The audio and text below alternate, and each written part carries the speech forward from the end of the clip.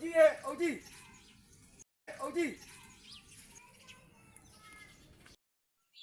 အာ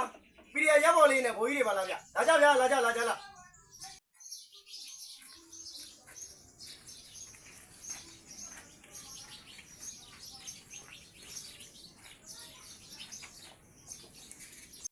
ဘိုးကြီးတို့ပြီးတဲ့ရက်ပေါ်လေးတွေလာမှမလို့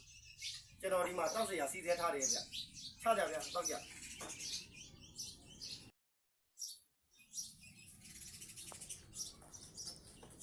ကျေးဇူးပါအုတ်ကြီးอ่ะဒါနဲ့စကားမဆက်ကျွန်တော်ဒီရွာရဲ့ရဲရွာကောက်ပဲကြီးอ่ะလုံခြုံမှုရှိရလားဗျဟာရှိပါတယ်ဗျရှိပါတယ်ရိုးတာရှိရင်ကျွန်တော်ပြောပါနော်ဟုတ်ကဲ့ပါလိုအပ်တာထိုင်တောင်ပိုးနေပါသေးတယ်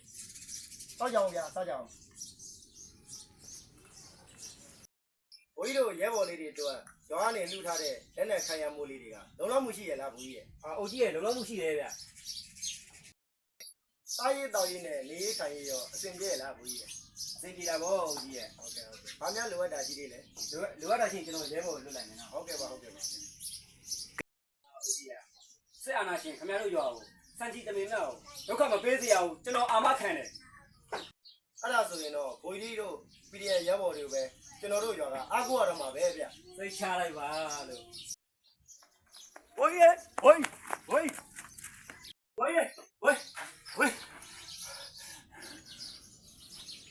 ဘာလို့တာလဲကျွန်တော်မောလို့ပါဘိုးကြီးဟိုမှာရေရှိတယ်လေကျွန်တော်မောလိုက်ဘီယာပဲတောက်တဲ့လူဟာဘိုးကြီးဟာကွာအခုဘာဖြစ်လာတာလဲဟိုမှာရွာသားကိုစစ်ကြောင်းတွေကတ်လာပြီဘိုးဟာရွာသားကိုစစ်ကြောင်းတွေရောက်နေလို့ဟုတ်ဘိုးဟုတ်ဟာမပြောရင်ဘိုးကျွန်တော်ရဲဝိုင်းသွားဆူလိုက်ကြလို့နော်အဲ့ဒါဆိုဘိုးကျွန်တော်တို့ဘာလုပ်ကြမလဲအားမပူမနေနဲ့